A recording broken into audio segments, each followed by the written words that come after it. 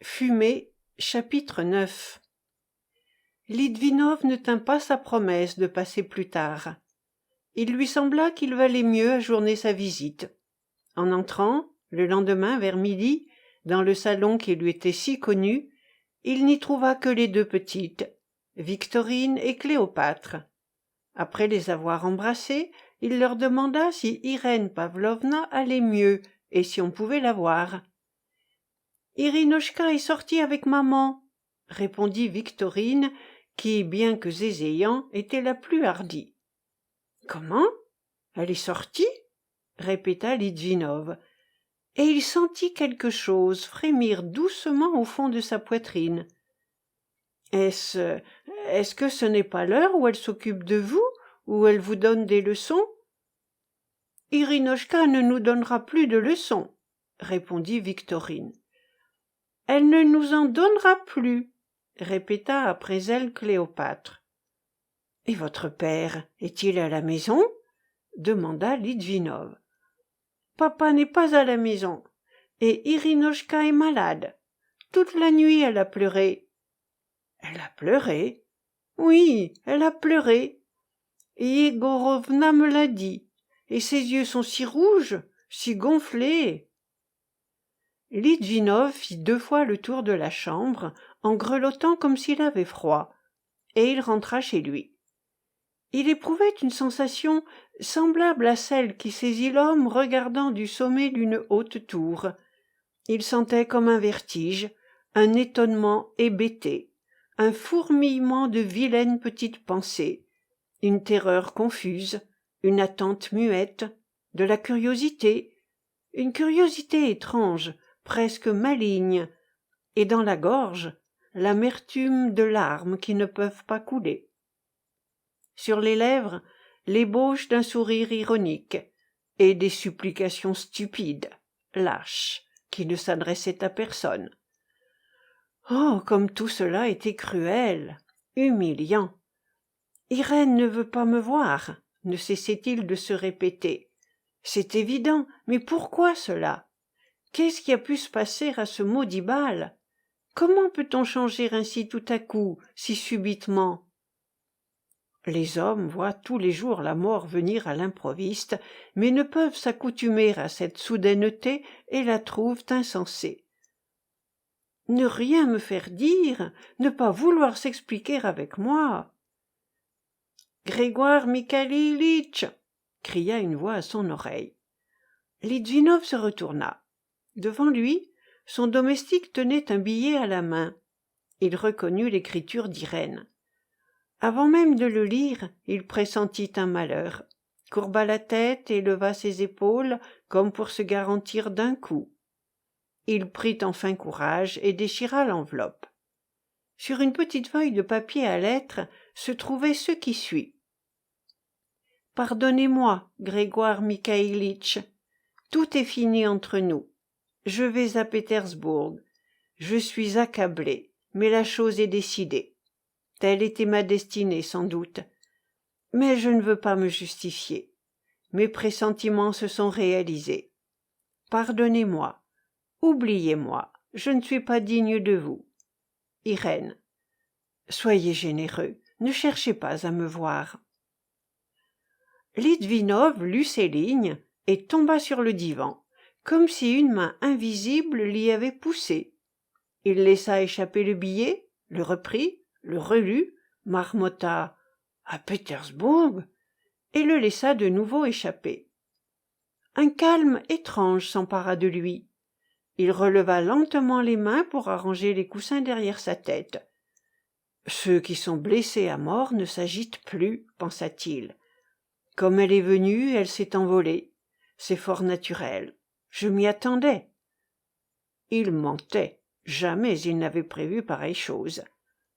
Elle a pleuré. Pourquoi a-t-elle donc pleuré? Elle ne m'aimait pas. Tout cela d'ailleurs s'explique et s'accorde avec son caractère. Elle n'est pas digne de moi. C'est bien cela. Il sourit amèrement. Elle ignorait sa valeur. Après s'en être aperçue au bal, comment pourrait-elle songer encore à un misérable étudiant? Tout cela est compréhensible. Mais ici il se souvint de ses tendres propos, de ses sourires, de ses yeux qu'on ne pouvait oublier, qu'il ne verrait plus jamais, qui étincelaient et s'épanouissaient en rencontrant les siens. Il se souvint encore du seul baiser furtif qu'il avait reçu, et il éclata en sanglots convulsifs, égaré, furieux. Il se retourna et, suffocant, se cogna la tête avec un plaisir farouche, comme s'il avait voulu se détruire lui-même et détruire tout ce qui l'entourait. Il enfonça son visage enflammé dans le coussin du divan et le mordit. Hélas, ce monsieur que Litvinov avait vu la veille en coupé était précisément le parent de la princesse Osinine, l'homme très riche, le chambellan, le comte Reisenbach. Frappé de l'impression qu'Irène avait produite en haut lieu, saisissant d'un coup d'œil les avantages qu'il pourrait en retirer, mit tête-voix à sa curatesse, le comte, en homme énergique et sachant manœuvrer, dressa sans perdre de temps ses batteries. Il se décida à agir rapidement, tel un Napoléon. « Je prendrai chez moi, se dit-il, cette singulière jeune fille. Quand le diable y serait, je la ferai mon héritière, au moins d'une partie de mes biens. Je n'ai pas d'enfant, elle est ma nièce, et la comtesse s'ennuie d'être seule. Il est toujours agréable d'avoir au salon un gentil visage. Oui, c'est cela. Es ist eine Idee. Es ist eine Idee. Il fallait éblouir, séduire les parents. Ils n'ont pas de quoi manger, continua le comte, déjà assis dans sa voiture et se dirigeant vers la place aux chiens. Pas de danger qu'ils s'entêtent. Ils ne sont pas si sensibles. S'il le faut, on peut donner de l'argent. Et elle consentira. Le miel est doux. Elle en a goûté hier. Supposons que ce soit un caprice de ma part, qu'ils en profitent, les imbéciles. Je leur dirai, décidez-vous, ou bien j'en prendrai une autre, une orpheline qui me conviendra mieux. Oui ou non, je ne vous donne que 24 heures. Hun damit punctum. C'est avec ces arguments que le comte se présenta au prince, informé dès la veille de sa visite. Inutile de s'étendre sur le résultat qu'elle eut. Le comte ne s'était pas trompé dans ses calculs. Le prince et la princesse ne s'obstinèrent pas, acceptèrent de l'argent, et Irène donna son consentement avant que les 24 heures fussent écoulées. Il ne lui fut pas facile d'accepter sa rupture avec Litvinov, qu'elle avait aimé. Il s'en fallut de peu qu'elle ne s'alitât après lui avoir envoyé son billet. Elle versa beaucoup de larmes, maigrit, jaunit. Mais un mois plus tard, la princesse la conduisit à Pétersbourg et l'installa chez le comte, la recommandant aux bons soins de la comtesse, femme excellente, mais qui n'avait pas plus de force et d'esprit qu'un poulet. Litvinov quitta l'université pour aller chez son père à la campagne. Petit à petit, sa blessure se cicatrisa. Il n'eut d'abord aucune nouvelle d'Irène. Il évitait de parler de Pétersbourg et de sa vie mondaine. Cependant, des bruits ne tardèrent pas à parvenir jusqu'à lui. Ils étaient moins fâcheux qu'étranges. Irène avait acquis de la renommée. Entourée d'éclat, marquée d'un cachet particulier, son nom était de plus en plus répandu, jusque dans les cercles de province. On le prononçait avec curiosité, avec envie, voire avec respect, comme on prononçait naguère le nom de la comtesse Vorotinsky. Vint enfin la nouvelle de son mariage, mais Litvinov y fit à peine attention. Il était déjà fiancé à Tatiana. Le lecteur doit comprendre maintenant tout ce qui revint à la mémoire de Litvinov lorsqu'il s'écria « Ce n'est pas possible !» Nous allons donc revenir à Baden et reprendre le fil interrompu de notre récit. Chapitre 10. Litvinov s'endormit fort tard et ne se reposa guère. Il se leva avec le soleil. Le faîte des sombres montagnes qu'on apercevait depuis ses fenêtres se dessinait sur un ciel azuré. Comme il doit faire frais sous ces arbres, pensa-t-il. Il s'habilla promptement, jeta un coup d'œil distrait sur le bouquet qui avait profité de la nuit pour s'épanouir, prit sa canne et se dirigea vers le vieux château. Enveloppé de la douce caresse de l'air matinal, il respirait à son aise, s'avançait d'un bon pas. La santé de la jeunesse courait dans chacune de ses veines, et la terre elle-même semblait rebondir sous ses pieds. Chaque pas le rendait plus alerte et plus gai. Il marchait à l'ombre, sur le sable d'une petite allée, le long des sapins dont les branches s'ornaient du vert tendre des pousses printanières. « Tout cela est délicieux !» s'écriait-il parfois. Il entendit soudain le son de voix qui lui était connu, et vit avancer Vorochilov avec Bambaïev. Cette vue l'arrêta court. Comme un écolier voulant échapper à son maître, il se jeta de côté et se cacha derrière un buisson. « Mon Dieu !» ne peut-il s'empêcher de dire, « protégez-moi de mes compatriotes !» Il aurait donné tout l'argent du monde en ce moment pour qu'ils ne le vissent pas. Et en effet, ils ne le virent pas. Dieu l'avait épargné. Vorochilov expliquait à Bambaïev, avec son ton prétentieux, les diverses phases de l'architecture gothique. Celui-ci se contentait de grogner approbativement. Il était visible que Vorochilov l'accablait depuis longtemps de son verbiage, et que le brave enthousiaste commençait d'en être là. Litvinov demeura longtemps aux aguets, le cou tendu, se mordant les lèvres tout le temps que retentirent les sons aigus et nasillards du discours archéologique. Puis le silence revint. Litvinov respira, sortit de sa retraite et continua son chemin. Il rôda 3 heures dans les montagnes. Tantôt il quittait le sentier et sautait d'un rocher à un autre, en glissant quelquefois sur la mousse. Tantôt il s'asseyait sur un pan de roche, sous un chêne ou un hêtre, et s'abandonnait à d'agréables pensées, bercé par l'incessant murmure d'un ruisseau caché par la fougère, par le bruissement des feuilles ou le chant sonore d'un merle.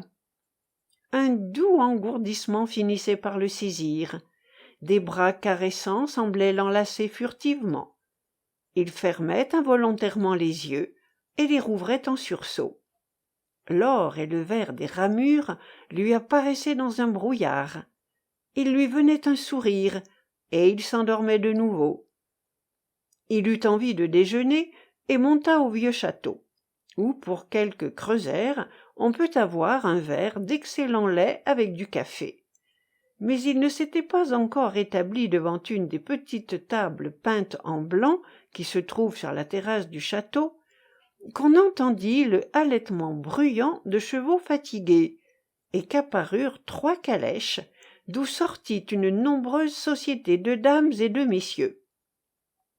Litvinov reconnut immédiatement qu'ils étaient Russes, quoiqu'ils parlassent tous français, ou plutôt parce qu'ils parlaient français. Les toilettes des dames étaient d'une exquise recherche. Les hommes avaient des redingotes noires cintrées, toutes neuves, ce qui n'est pas très ordinaire à notre époque, des pantalons gris et des chapeaux de ville très luisants. Une cravate noire, très basse, serrait le cou de chacun de ces messieurs, dont l'allure dénotait quelque chose de militaire. C'étaient des militaires, en effet. Litvinov était tombé sur un pique-nique de jeunes généraux, gens de haute naissance et de grand poids. Leur importance se révélait en tout, dans leur désinvolture guindée, leur sourire majestueusement affable, leurs regards distraits et affectés en même temps, leur manière de soulever les épaules, de cambrer la taille, de fléchir légèrement les genoux. Elle se révélait jusque dans le son de leur voix, qui semblait toujours prodiguer des remerciements à des subordonnés, avec un mélange de condescendance et de dégoût. Tous ces guerriers étaient parfaitement lavés, rasés, imprégnés de je ne sais quelle odeur d'état-major et de boudoir, évoquant la fumée des meilleurs cigares et le plus authentique patchouli. Tous avaient des mains aristocratiques, blanches, longues, des ongles polis comme de l'ivoire, des moustaches cirées, des dents brillantes, une peau fine, des reflets roses sur les joues et des mentons azurés. Les uns étaient folâtres, les autres méditatifs, mais tous étaient exquisement comme il faut. Chacun d'eux paraissait profondément convaincu de sa valeur, de l'importance de son rôle futur dans l'État. Pour le moment, une légère teinte de cette pétulance et de ce sans-souci auquel on s'abandonne naturellement en pays étranger, modifiait agréablement ce que cette conviction avait de trop définitif. Après s'être bruyamment installée, la société appela les garçons, fort embarrassés de répondre à toutes les exigences. Litvinov se dépêcha d'achever son verre de lait, le paya, et, armé de son bâton, il avait presque dépassé le pique-nique des généraux lorsqu'il fut arrêté par une voix féminine.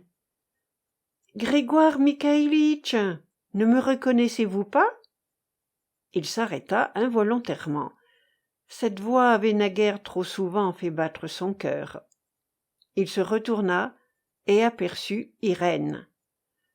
Elle était assise auprès d'une table, les mains appuyées sur le dos d'une chaise, la tête penchée et souriante. Elle l'examinait avec attention, presque avec joie. Litvinov la reconnut à l'instant, quoiqu'elle eût beaucoup changé depuis 10 ans qu'il ne l'avait vue, et quoique de jeune fille elle fût devenue femme. Sa fine taille s'était admirablement développée. Le contour de ses épaules, autrefois trop étroites, rappelait maintenant ces déesses sortant des nuages qu'on voit sur les plafonds des anciens palais italiens. Mais les yeux étaient restés les mêmes. Et il sembla à Litvinov qu'il le regardait comme autrefois dans la petite maison de Moscou. « Irène Pavlovna ?» répondit-il hésitant. « Vous m'avez reconnue. Comme je suis contente. Comme je suis... » Elle s'arrêta, rougit un peu et se redressa. « Quelle agréable rencontre !» continua-t-elle en français. « Permettez-moi de vous faire connaissance avec mon mari. Valérien, monsieur Litvinov, un ami d'enfance. Valérien Vladimirovitch Ratmirov, mon mari. » Un des jeunes généraux, celui qui était vêtu avec le plus de recherche, se leva et salua Litvinov avec une parfaite politesse, tandis que ses confrères, chacun à part soi, se claquemuraient pour ainsi dire dans leur dignité, pressés de protester contre tout rapprochement avec un simple Pékin, et que les autres dames du pique-nique se croyaient obligées de cligner de l'œil, de sourire, voire d'exprimer de l'étonnement. « Y a-t-il longtemps que vous êtes à Baden ?» demanda le général Ratmirov, ne sachant évidemment de quoi entretenir l'ami d'enfance de sa femme. « Il y a peu de temps, » répondit Litvinov. « Et avez-vous l'intention d'y prolonger votre séjour ?» continua l'obséquieux général.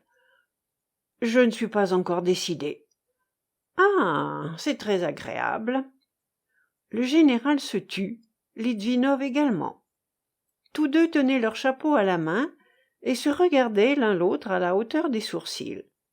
« Deux gendarmes un beau dimanche » se mit à fredonner un général, chantant faux, naturellement. Jusqu'à présent, il ne nous a pas été donné de rencontrer un gentleman russe qui ne chantât pas faux. C'était un général myope, au teint jaunâtre, une perpétuelle expression de contrariété sur le visage, comme s'il ne pouvait se pardonner à lui-même sa physionomie. Il était le seul qui ne ressemblât pas à une rose. « Mais pourquoi ne vous asseyez-vous pas, Grégoire Mikhaïlitch » dit enfin Irène. Litvinov s'y résigna. « I say, Valérien, give me some fire » dit un autre général, jeune également et déjà gras, avec des yeux immobiles, fixés dans le vide, et des favoris touffus, soyeux, que des mains d'un blanc de neige caressaient lentement. Radmirov lui passa un porte-allumettes en argent. « Avez-vous des papyros ?» grassilla l'une des dames. « De vrais papelitos, comtesse. »« Deux gendarmes, un beau dimanche, » poursuivit dans un grincement de dents le général myope. « Il faut absolument que vous veniez nous voir, » disait pendant ce temps-là Irène à Litvinov. « Nous demeurons à l'hôtel de l'Europe. Je suis toujours chez moi de 4 à 6. Il y a si longtemps que nous ne nous sommes vus. » Litvinov regarda Irène en face. Elle ne baissa pas les yeux. « Oui, Irène Pavlovna, il y a longtemps. Depuis Moscou. »« Depuis Moscou. Depuis Moscou. » répéta-t-elle après une pause. « Venez, nous causerons, nous parlerons de l'ancien temps. Savez-vous, Grégoire Mikhaïlitch, que vous n'avez pas beaucoup changé ? » ?»« Réellement, vous, Irène Pavlovna, vous avez bien changé. »« J'ai vieilli. » »« Je ne voulais pas dire cela. »« Irène ?» fit d'un ton interrogatif une dame qui portait un chapeau jaune sur des cheveux jaunes, après avoir chuchoté et ricané avec un monsieur assis à côté d'elle. « J'ai vieilli, » continua Irène sans répondre à la dame, « mais je n'ai pas changé. Non, non, je n'ai changé en rien. »« Deux gendarmes, un beau dimanche, » fredonna encore l'irascible général, qui ne se souvenait que du premier vers de la chanson.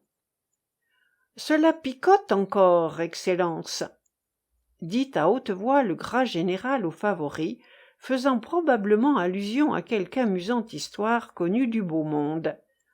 Éclatant d'un rire lourd et dur, il recommença à fixer le vide. Tout le reste de la société s'associa à sa jubilation. « What a sad dog you are, Boris !» fit observer à demi-voix Radmirov. Il prononçait à l'anglaise jusqu'au nom de Boris. « Irène ?» fit pour la 3e fois la dame au chapeau jaune. Irène se retourna brusquement de son côté. « Eh bien, quoi ? Que me voulez-vous ?»« Je vous le dirai plus tard, » répondit la dame en minaudant. Quoiqu'elle ne fût pas jolie, elle ne cessait de se donner des airs. Un mauvais plaisant avait dit qu'elle minaudait dans le vide. Irène fronça le sourcil et haussa les épaules avec impatience. « Mais que fait donc monsieur Verdier ? Pourquoi ne vient-il pas ?» s'écria une dame avec ces inflexions traînantes si choquantes pour les oreilles françaises qui caractérisent l'accent russe. « Ah oui, monsieur Verdier, gémit une autre dame, directement débarquée d'Arzamas. « Tranquillisez-vous, mesdames, » interrompit Radmirov. « Monsieur Verdier m'a promis de venir se mettre à vos pieds. »« Hi, hi, hi » fit la dame en jouant de l'éventail. Le garçon apporta quelques verres de bière. « Bayerisch Bier ?» demanda le général au long favori, parlant d'une voix de basse et simulant l'étonnement. « Guten Morgen !»« Et alors, le comte Paul est-il toujours là-bas ?» demanda nonchalamment un jeune général à un autre. « Il y est encore, » répliqua celui-ci sur le même ton. « Mais c'est provisoire. Serge, dit-on, prendra sa place. »« fit le premier entre ses dents. « Mais oui, » murmura le second. « Je ne puis comprendre, » commença le général à la chansonnette. « Quel besoin avait Paul de se justifier, d'expliquer ses raisons ? Il a pressuré un marchand. Il lui a fait rendre gorge. Eh bien, qu'est-ce que cela ? Il pouvait avoir ses motifs. »« Il a eu peur d'une campagne de presse, » grommela quelqu'un. L'irascible général s'enflamma soudain. « C'est le dernier de mes soucis. Les journaux, la critique. Si cela dépendait de moi, j'imposerais à vos journaux de ne publier que le montant de la taxe de la viande ou sur le pain, et les petites annonces pour vendre des pelisses et des bottes. » sans oublier d'y faire paraître l'adjudication des terres des nobles vendues à l'encan, ajouta Ratmirov. Je vous en prie, dans de telles circonstances. Mais, messieurs, quelle conversation! À Baden, au vieux château. Mais pas du tout, pas du tout, dit la dame au chapeau jaune. J'adore les questions politiques. Madame a raison, remarqua un autre général, au visage avenant et au teint de jeune fille. Pourquoi éviterions-nous ces questions, quand bien même nous serions à Baden? En prononçant ces paroles, il se tourna poliment du côté de Litvinov, avec un sourire de condescendance. Jamais, et en nulle circonstance, un homme véritable ne doit sacrifier ses convictions, n'est-il pas vrai? Certainement, répondit l'irascible général, jetant également les yeux sur Litvinov, avec sévérité, comme s'il lui adressait une semonce indirecte. Pourtant, je ne vois pas de nécessité. Non, non, interrompit avec la même douceur l'indulgent général. Notre ami Valérien Vladimirovitch fait allusion à la vente des biens de la noblesse. Eh bien, n'est-ce pas une réalité? Il est impossible de les vendre en ce moment. Personne n'en veut, s'écria l'irascible général. Peut-être, peut-être. Raison de plus pour constater cet état de choses, ce déplorable état de choses. Nous sommes ruinés, c'est parfait. Nous sommes humiliés, c'est indiscutable. Mais nous demeurons de grands propriétaires. Nous représentons un principe. Soutenir ce principe, voilà notre devoir. Pardon, madame, il me semble que vous avez laissé tomber votre mouchoir. Quand un certain aveuglement s'empare des esprits les plus élevés, des personnes les plus haut placées, nous devons signaler, avec déférence sans doute. Ici le général étendit la main. Nous devons indiquer, d'un geste citoyen, l'abîme vers lequel tout se précipite. Nous devons avertir, crier avec une respectueuse fermeté « Revenez, revenez en arrière !» Voilà notre devoir. Il est pourtant impossible de revenir complètement sur nos pas, remarqua d'un air rêveur Ratmirov. Mais si, complètement, complètement, mon très cher. Plus nous irons en arrière et mieux ce sera, répliqua l'indulgent général en souriant, regardant encore avec bienveillance Litvinov. Celui-ci perdit patience. Nous faudrait-il donc reculer jusqu'à l'époque des boyards, mon général? Demanda-t-il. Eh, pourquoi pas? J'exprime mes opinions sans restriction. Il faut tout refaire. Oui, refaire tout ce qui a été fait. Même le 19 février? Même le 19 février, pour autant que cela est possible. On est patriote ou on ne l'est pas. Et la liberté, me dira-t-on. Croyez-vous que cette liberté paraisse tellement douce au peuple? Interrogez-le. Essayez de la lui ôter, dit Litvinov. Comment nommez-vous ce monsieur? Chuchota le général à Ratmirov. Mais sur quoi dissertez-vous? Dit tout à coup le gros général, qui jouait évidemment dans notre société le rôle d'enfant gâté. Toujours sur les journaux? Sur les écrivassiers? Permettez que je vous raconte là-dessus une merveilleuse anecdote, une histoire qui m'est arrivée. On m'avertit qu'un folliculaire écrivait sur moi un libelle. Je le fais venir immédiatement, sous bonne garde. On amène le pigeon. « Tu t'amuses donc, lui dis-je, ami folliculaire, à écrire des libelles? Tu brûles donc de patriotisme ?»« Je suis patriote, répondit-il. »« Et l'argent, lui dis-je, folliculaire, tu l'aimes ?»« Je l'aime. » Ici, messieurs, je lui mis sous le nez le pommeau de ma canne. « Et cela, l'aimes-tu, mon ange ?»« Non, dit-il, je n'aime pas cela. »« Renifle-le comme il faut, j'ai les mains propres. »« Cela suffit, je n'aime pas cela. » Eh bien, mon cœur, moi j'en raffole, seulement pas sur mon dos. Comprends-tu cette allégorie, mon trésor? Je comprends, dit-il. Alors, dorénavant, fais bien attention. Sois bien gentil. Entends-tu, mon chéri? Voilà un rouble. Va, et prie pour moi jour et nuit. Et le folliculaire s'en alla. Le général se mit à rire.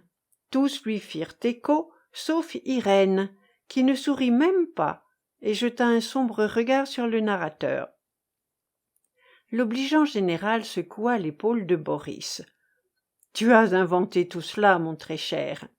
Tu ne me feras pas croire que tu puisses menacer quelqu'un de ta canne. Tu n'en as même pas. C'est pour faire rire ces dames, pour dire quelque chose de plaisant. Mais il ne s'agit pas de ça. Je viens de dire qu'il faut retourner tout à fait en arrière. Comprenez-moi. Je ne suis pas ennemi de ce qu'on appelle le progrès, mais toutes ces universités, ces séminaires, ces écoles populaires, ces étudiants, ces fils de prêtres, ces roturiers, tout ce fretin, tout ce fond du sac, la petite propriété, pire que le prolétariat. Le général débitait tout cela sur le ton le plus langoureux. Voilà ce qui m'effraie. Voilà où il faut s'arrêter et arrêter les autres. Il jeta de nouveau sur Litvinov un regard aimable. Oui, il faut arrêter tout cela. N'oubliez pas que personne chez nous ne réclame rien, ne prétend à aucun de ces soi-disant droits. L'autonomie des communes, par exemple, est-ce que quelqu'un la souhaite? Est-ce vous qui la désirez? Est-ce vous, mesdames, qui ne vous gouvernez pas seulement vous-même, mais faites encore de nous ce que vous voulez? Le beau visage du général s'éclaira d'un malin sourire. Chers amis, pourquoi faire comme le lièvre qui se jette au-devant du danger en croyant l'éviter? La démocratie est satisfaite de vous. Pour le moment, elle vous encense. Elle est prête à entrer dans vos vues.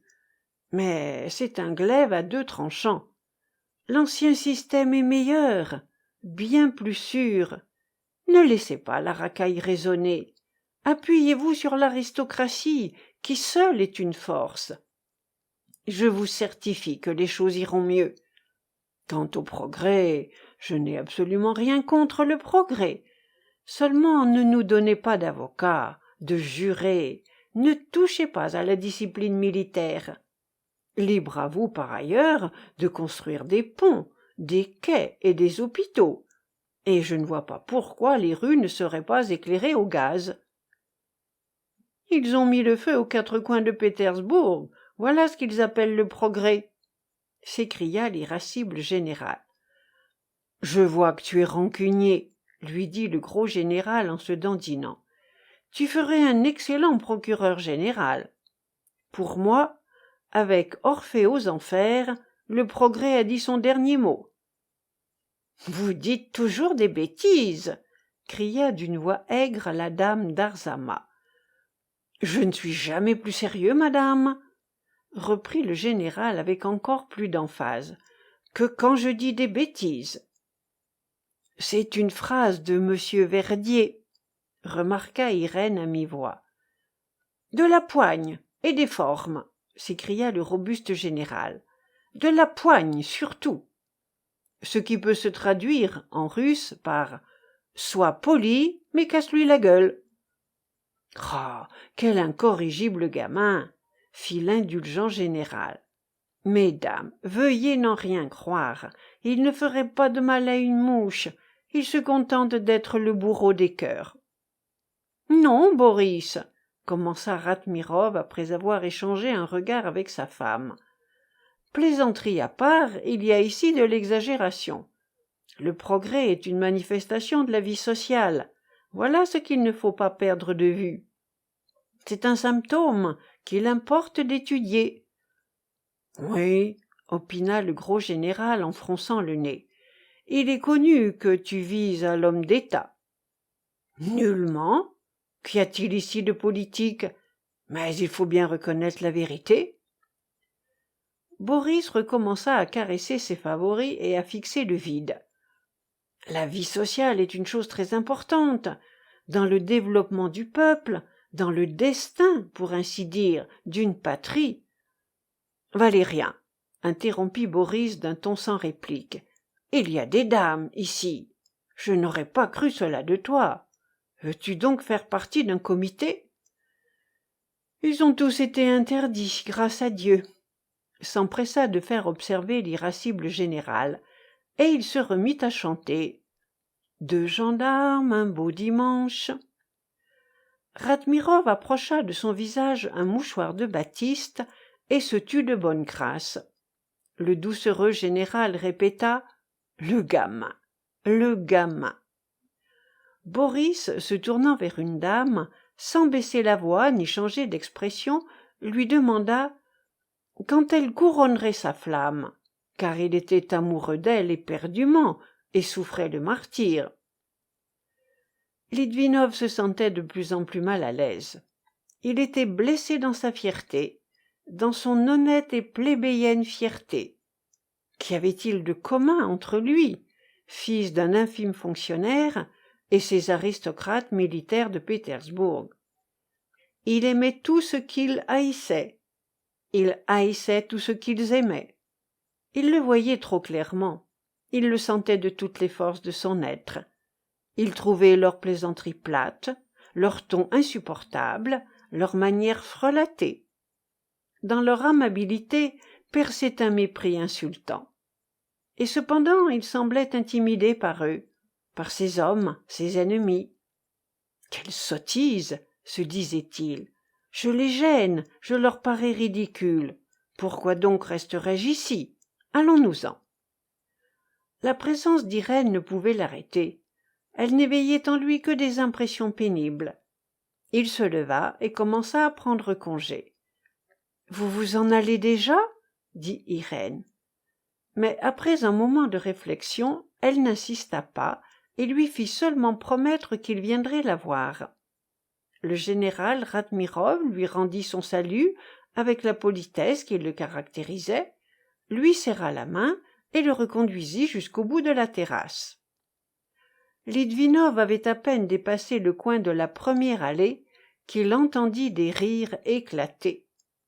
Ces rires ne s'adressaient pas à lui, ils étaient provoqués par l'apparition subite du si désiré M. Verdier, monté sur un âne, coiffé d'un chapeau tyrolien, affublé d'une blouse bleue.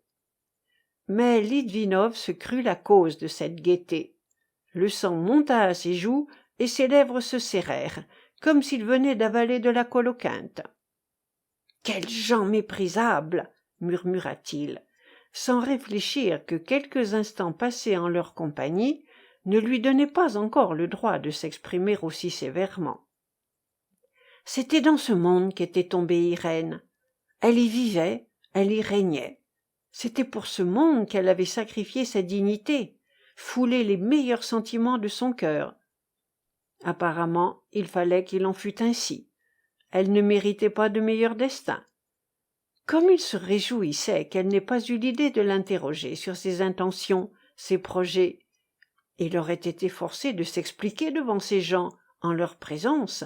« Pour rien au monde, jamais !» répétait-il en aspirant l'air frais de la montagne. Et c'est presque en courant qu'il regagna Baden. Il pensait à sa fiancée, à sa bonne et douce Tatiana. Elle ne lui en paraissait que plus pure, candide et noble. Avec quelle ineffable jouissance il se rappelait ses traits, ses paroles, ses moindres habitudes. Avec quelle impatience il attendait son retour. Cette marche rapide calma ses nerfs. Rentré chez lui, il se mit devant une table, prit un livre, puis le laissa tomber et se mit à rêver. Que lui arrivait-il? Rien, mais Irène, cette rencontre lui sembla tout à coup étonnante, étrange, inouïe. Était-ce possible? Il l'avait revue, il avait parlé à cette même Irène, et pourquoi n'avait-elle pas ce ton odieux qui distinguait tous les autres? Pourquoi semblait-elle ennuyée et ne supporter qu'avec peine sa situation? Elle était dans leur camp, mais n'était pas un ennemi. Qui avait pu l'engager à l'accoster de si bonne grâce, à l'inviter chez elle? Litvinov releva la tête. « Oh, Tatiana !» s'écria-t-il hors de lui. « Seul tu es mon ange, mon bon génie.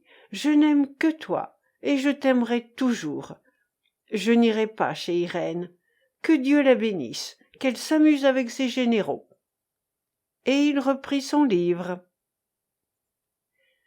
Chapitre 21. Litvinov reprit son livre, mais il lui fut impossible de lire.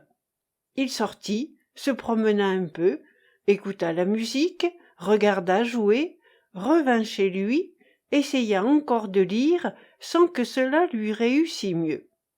Le temps lui parut singulièrement long. Vint Pitchalkin, le brave juge de paix, qui resta 3 petites heures. Il parla, discuta, posa des questions, toucha alternativement aux sujets les plus élevés et aux plus pratiques, répondant finalement à un tel ennui que le malheureux Litvinov fut sur le point de hurler de désespoir. Pour engendrer une torpeur mortelle, glaciale, sans issue ni remède, Pitchalkin n'avait pas d'égal, même parmi les profonds moralistes connus pour posséder ce talent au suprême degré. Son crâne lisse, ses yeux clairs et insignifiants, son nez si triste dans sa régularité, inspiraient un abattement involontaire.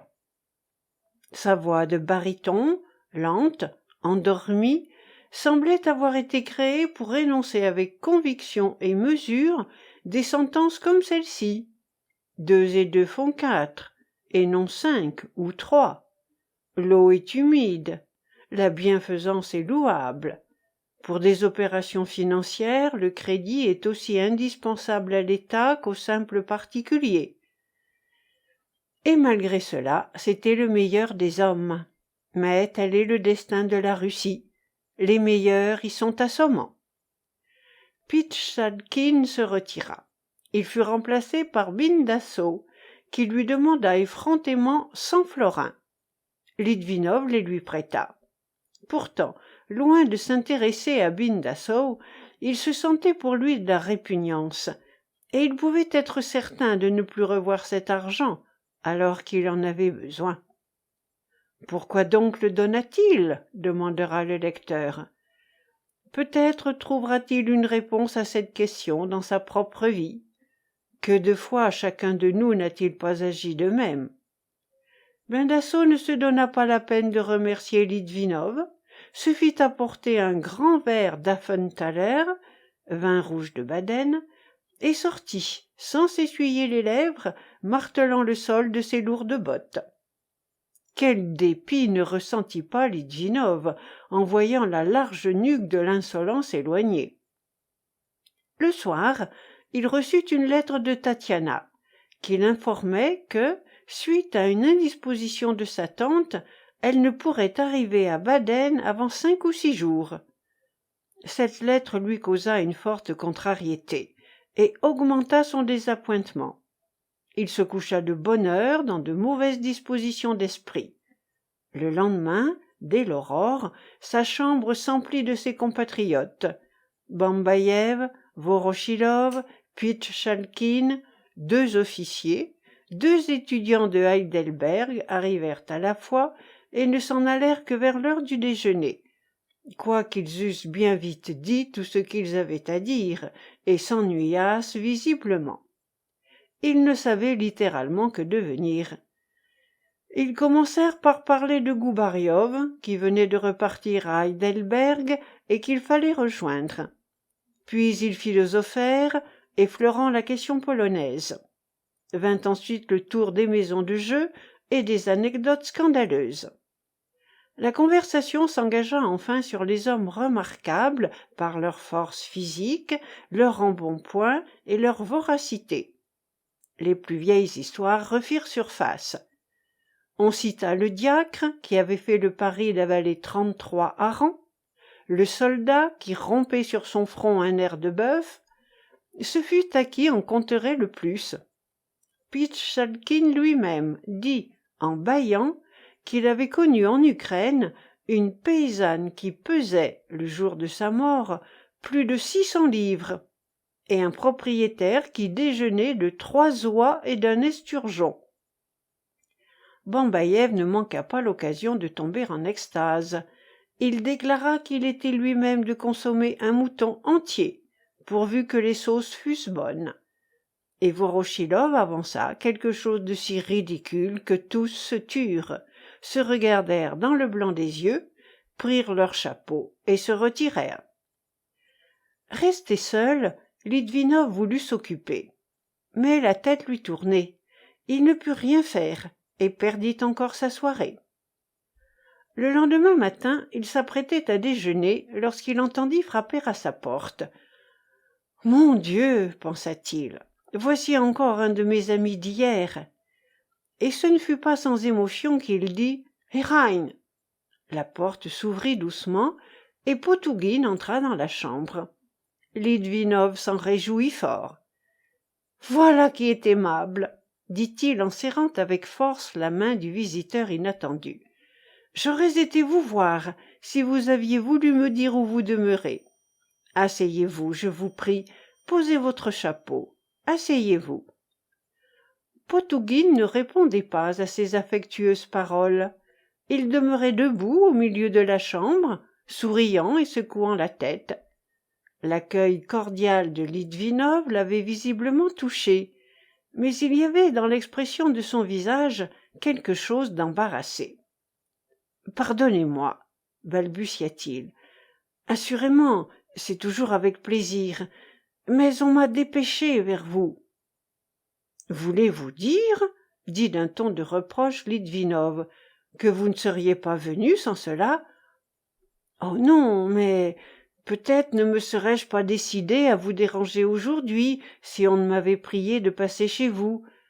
En un mot, j'ai pour vous une commission. »« Puis-je savoir de qui ?»« D'une personne qui vous est connue, d'Irène Pavlovna Ratmirov. Vous lui avez promis il y a 3 jours d'aller la voir, et vous n'en avez rien fait. » Litvinov regarda avec surprise Potouguine. « Vous connaissez madame Ratmirov ? » ?»« Comme vous voyez. »« Et vous la connaissez intimement ? » ?»« Je suis jusqu'à un certain point de ses amis. » Litvinov se tut.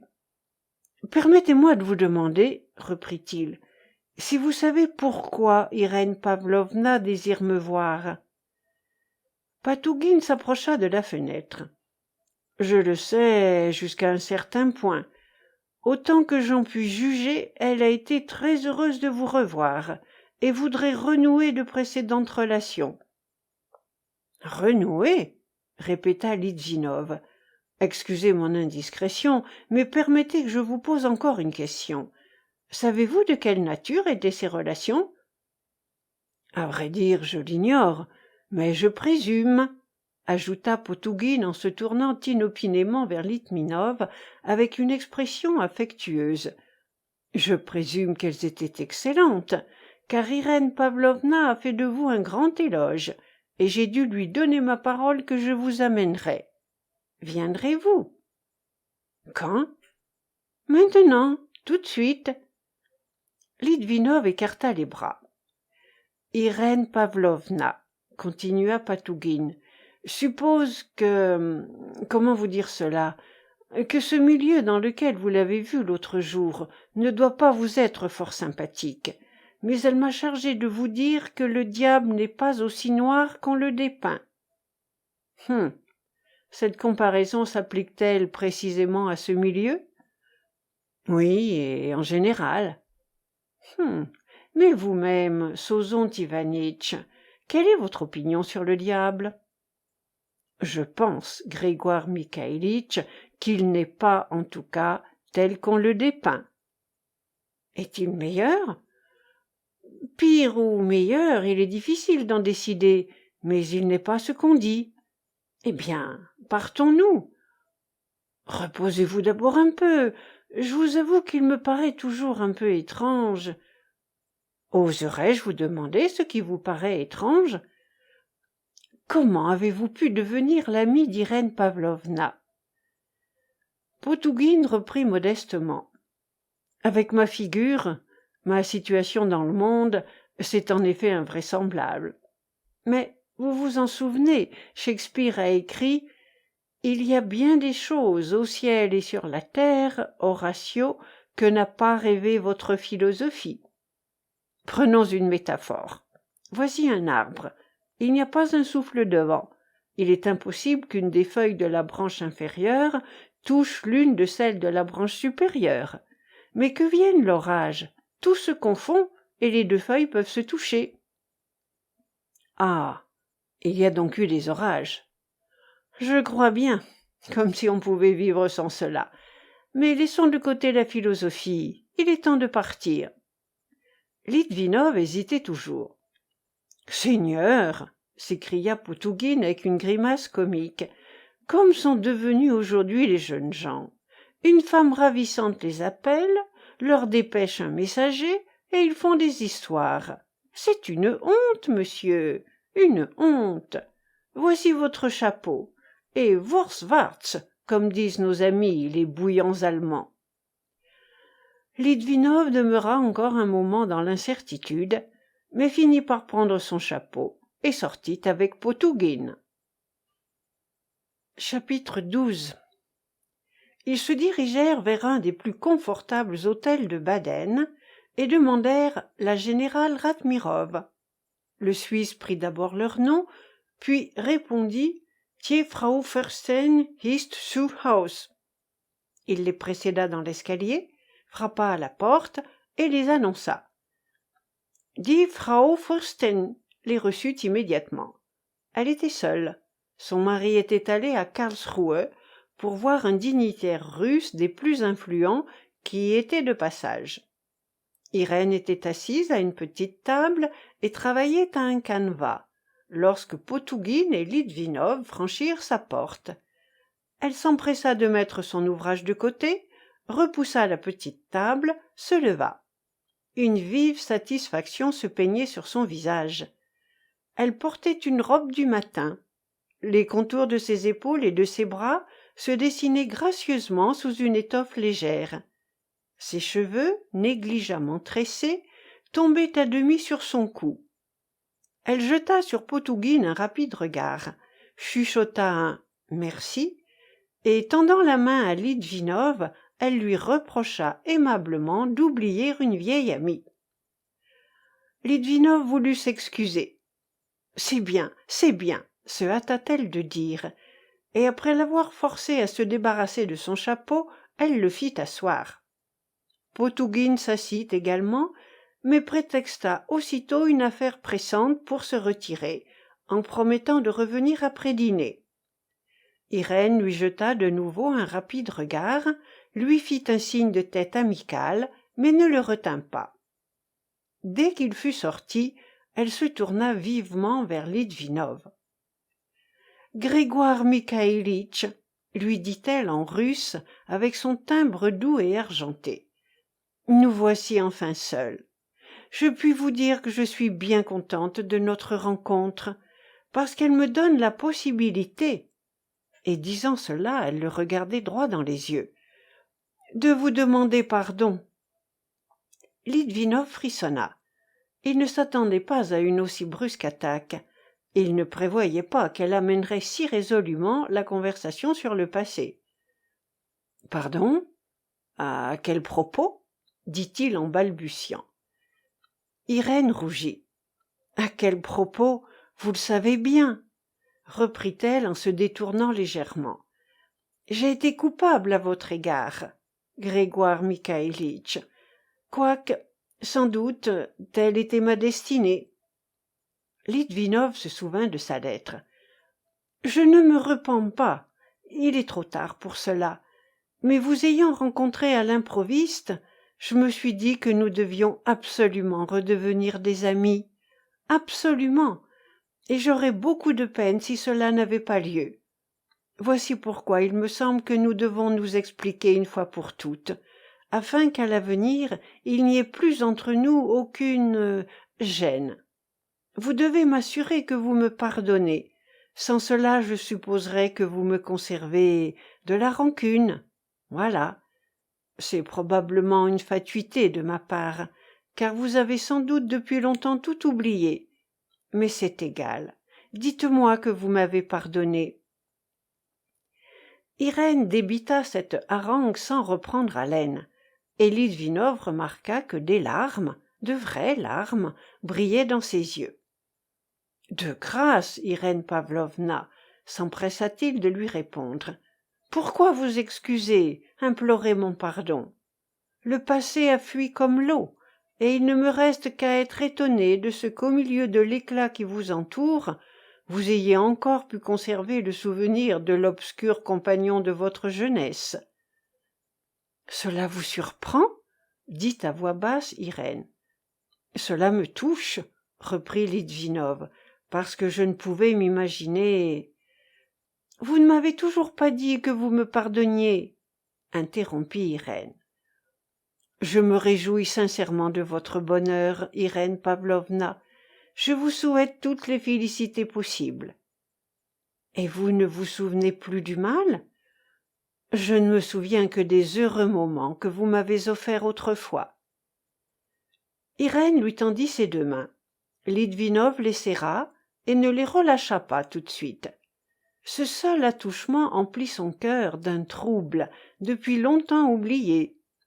Irène le regardait de nouveau en face, mais cette fois en souriant, et de son côté, il eut pour la première fois le courage de l'observer avec attention.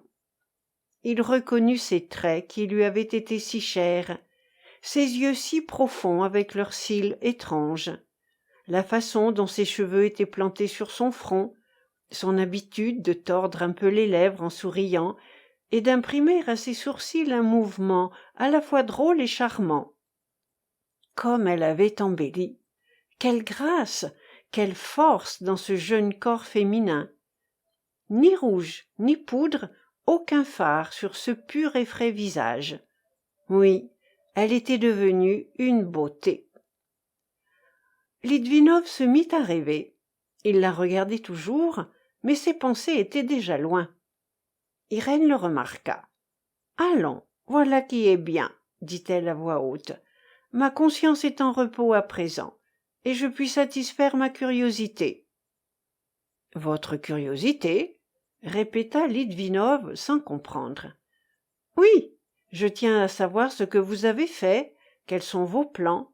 Je veux tout savoir. Où, quand, comment, tout, absolument tout. Et vous devez me dire la vérité, car je vous préviens que je ne vous ai pas perdu de vue, autant que cela m'a été possible. »« Vous ne m'avez pas perdu de vue? Vous? Là-bas, à Pétersbourg? » ?»« Au milieu de l'éclat qui m'entourait, comme vous venez de le dire. C'est précisément cela. Nous reviendrons sur cet éclat. Maintenant, racontez-moi tout dans le détail, et prenons notre temps. Personne ne nous dérangera. Ce sera merveilleux, » ajouta-t-elle en s'installant gaiement dans un fauteuil. « Eh bien, commencez. » »« Avant de raconter quoi que ce soit, je dois vous remercier, » dit Litvinov. « Pourquoi ? » ?»« Pour le bouquet qui s'est trouvé dans ma chambre. »« Quel bouquet ? Je ne sais rien. »« Comment ? » ?»« Je vous le répète, je ne sais rien, mais j'attends votre récit. » »« Ah, comme Potouguine a bien fait de vous amener. » Litvinov ouvrit les oreilles. « Vous connaissez depuis longtemps ce monsieur Potouguine ? » lui demanda-t-il. « Depuis longtemps. Mais racontez. »« Et vous le connaissez intimement ? » ?»« Oh oui, » soupira Irène. « Cela tient à des circonstances particulières. Vous avez sûrement entendu parler d'Élise Bielski, morte si tragiquement il y a 2 ans. Mais j'oublie que vous ne connaissez pas nos histoires, et je vous en félicite. Oh, quelle chance! Voici enfin un homme, un être vivant, qui ne sait rien de ce qui se passe parmi nous.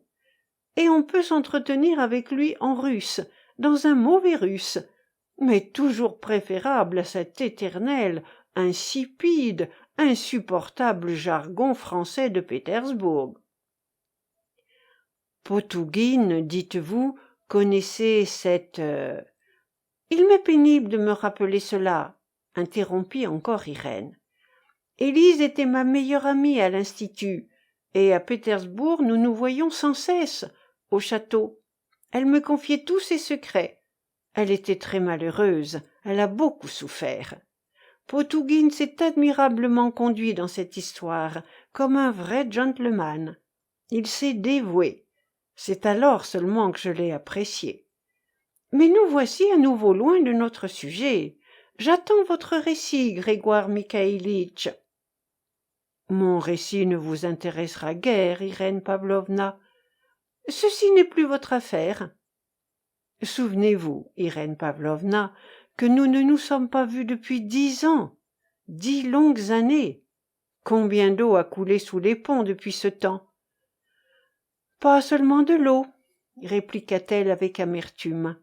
C'est pourquoi je veux vous écouter. Je ne sais d'ailleurs par où commencer. Par le commencement, du jour que je suis parti pour Pétersbourg. Vous avez quitté Moscou. Savez-vous que depuis cette époque, je ne suis jamais revenu à Moscou? Vraiment? C'était d'abord impossible. Puis quand je me suis mariée... Depuis quand êtes-vous mariée? Depuis 4 ans. Vous n'avez pas d'enfant? Non, répondit-elle sèchement. Litvinov se tut un moment. Et jusqu'à votre mariage, vous avez toujours vécu chez ce... Comment l'appelez-vous? Chez ce comte Reisenbach? Irène le considéra attentivement. Elle semblait vouloir comprendre le motif de cette question. Il ignorait donc tout. Non, répondit-elle enfin. Par conséquent, vos parents, je ne vous en ai pas encore parlé, ils sont bien portants. Ils habitent comme auparavant à Moscou? Comme auparavant. Et vos frères, vos sœurs? Ils vont bien, je les ai tous placés. Ah, fit Litvinov en regardant Irène de côté. En réalité, Irène Pavlovna, ce n'est pas moi, c'est vous qui auriez beaucoup à m'apprendre, si seulement... Il ne savait plus comment achever sa phrase. Irène, approchant ses mains de son visage, se mit à faire tourner son anneau nuptial autour de son doigt. « Je ne m'y refuse pas, fit-elle à la fin. Je le veux bien, un jour, mais c'est d'abord votre tour. Parce que, voyez-vous, quoique je vous ai suivi de loin, je ne sais pas grand-chose de vous, tandis que vous avez sûrement assez entendu parler de moi. N'est-il pas vrai? Ne me le cachez pas.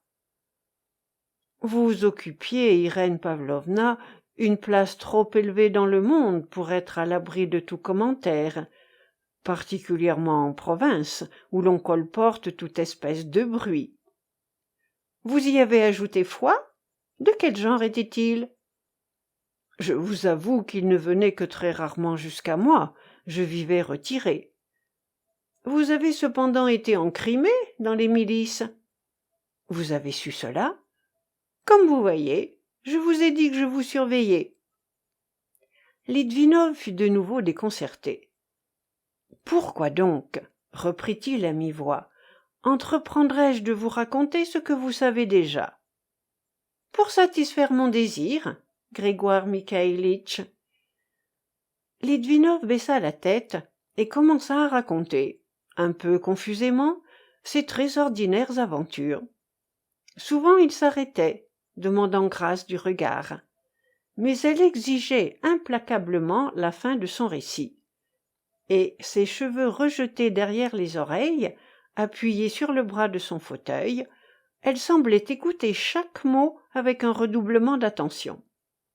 Cependant, si quelqu'un avait suivi le jeu de sa physionomie, il se serait facilement aperçu qu'elle n'écoutait pas du tout ce que lui débitait Litvinov, et qu'elle était plongée dans une profonde méditation. L'objet de cette méditation n'était nullement Litvinov, quoiqu'il se troublât et rougît sous le feu de son regard. Toute une existence se déroulait devant elle, et ce n'était pas celle de Litvinov, mais bien la sienne. Litvinov se tut avant d'en avoir terminé, sous l'impression d'un sentiment de plus en plus pénible. Cette fois, Irène ne dit rien. Elle ne lui demanda plus de continuer. Se couvrant les yeux de la main, elle s'affaissa dans son fauteuil et demeura sans mouvement. Litvinov attendit un peu. Puis, se souvenant que sa visite avait duré plus de 2 heures, il chercha du regard son chapeau, lorsqu'on entendit dans la chambre voisine le craquement de bottes vernies. Valérien Vladimirovitch Ratmirov apparut, répandant autour de lui le parfum raffiné qui ne le quittait pas.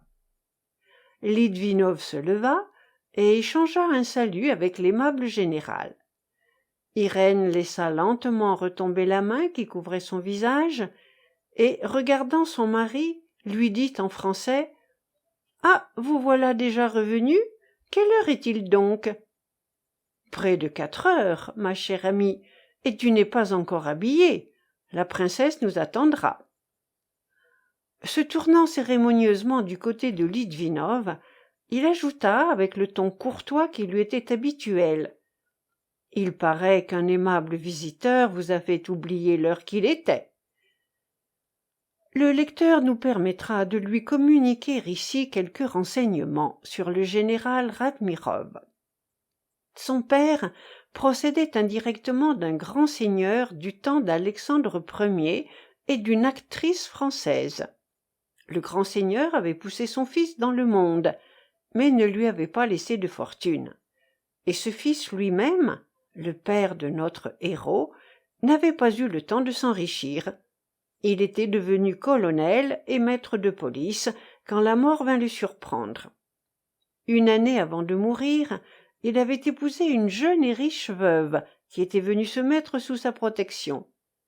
Le fils du maître de police et de la veuve, Valérien Ratmirov, avait été placé, par protection spéciale, dans le corps des pages, et il attira bientôt sur lui l'attention de ses chefs, moins par ses succès dans les sciences que par sa tenue martiale et son inaltérable soumission. Il entra dans la garde et fit une carrière brillante grâce à la modeste aménité de son caractère, à son agilité au bal, à la façon élégante dont il montait, aux parades, des chevaux que ses camarades lui prêtaient, grâce enfin à je ne sais quel art singulier de la déférence, à une politesse familièrement respectueuse envers ses supérieurs, à son empressement, caressant, insinuant, auquel venait se mêler un tout petit grain de libéralisme. Ce libéralisme ne l'empêcha pas de faire rosser à mort 50 paysans dans un village de Biélorussie qu'il avait été chargé de mettre au pas. Il jouissait d'un extérieur attrayant et singulièrement juvénile. Blanc et rose, souple et galant, il avait de grands succès dans les salons. Les douairières en raffolaient.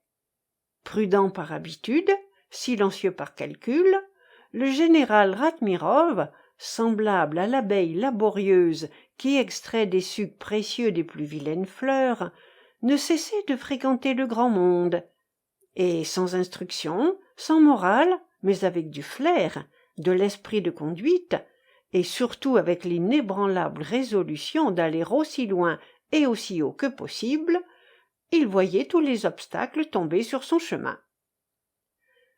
Litvinov eut un sourire forcé. Irène haussa seulement les épaules. « Eh bien, dit-elle d'un ton froid, avez-vous vu le comte ? » ?»« Comment donc ? Je l'ai vu. Il m'a chargé de te saluer. »« Ah, toujours aussi bête, votre protecteur ?» Le général Ratmirov ne répondit rien. Il se contenta d'accorder à ce hâtif jugement féminin le léger sourire que les saillies enfantines provoquent chez l'homme mûr. « Oui, » ajouta Irène, « votre comte est particulièrement bête. J'ai eu assez souvent l'occasion de m'en apercevoir. »« C'est vous-même, » remarqua entre ses dents le général, « qui m'avez envoyé auprès de lui. » Puis, se tournant vers Litvinov, il lui demanda en russe s'il prenait les eaux de Badem. Je suis, grâce à Dieu, bien portant, répondit Litvinov. C'est ce qu'il y a de mieux, continua le général en souriant d'un air gracieux. On ne vient généralement pas à Baden pour se soigner. Cependant, ces eaux sont tout à fait bonnes. Je veux dire efficaces. Et celui qui souffre comme moi d'une toux nerveuse... Irène se leva d'un coup. Nous nous reverrons, Grégoire Mikhaïlitch, et je l'espère, bientôt, dit-elle en français, coupant dédaigneusement la parole à son mari. Maintenant je suis obligée de faire ma toilette. Cette vieille princesse est insupportable avec ses éternelles parties de plaisir, où l'on ne trouve que de l'ennui. Vous êtes aujourd'hui bien sévère pour tout le monde, marmotta son mari en gagnant sa chambre. Litvinov se dirigeait vers la porte. Irène l'arrêta. « Vous m'avez tout raconté, dit-elle. Vous m'avez pourtant caché le plus important. »« Qu'est-ce ? On dit que vous vous mariez. » Litvinov rougit jusqu'aux oreilles.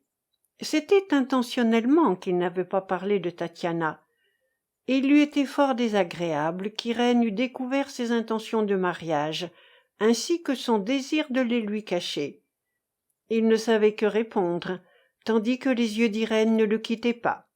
« Oui, je me marie, » dit-il enfin, et il se retira aussitôt. Ratmirov rentra dans la chambre. « Est-ce que tu ne t'habilles pas ?» demanda-t-il. « Allez seule, j'ai mal à la tête. »« Mais la princesse... » Irène toisa son mari des pieds à la tête, lui tourna le dos brusquement et entra dans son cabinet.